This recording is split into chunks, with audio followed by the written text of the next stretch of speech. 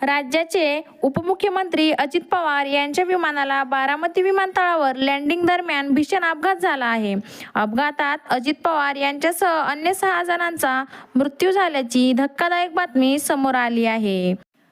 DGCAची team दिल्लीहून बारामतीकडे रवाना झाली असून अपघात नेमका कसा झाला याचा तपास केला जाईल. याच दरम्यान अजित पवार यांच्या विमान अपघाताचा व्हिडिओ सोशल मीडियावर व्हायरल झाला असून CCTVमध्ये स्पष्टपणे विमान एका बाजूला झुकल्याचे दिसत आहे.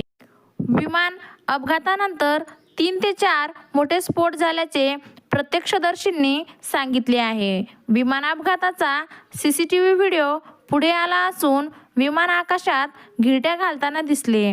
त्यानंतर विमान जमिनीवर कोसळल्यानंतर मोठा स्फोट झाला.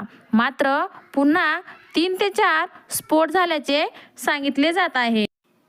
उपमुख्यमंत्री अजित पवार यांचा सकाळी विमान अपघात झाला.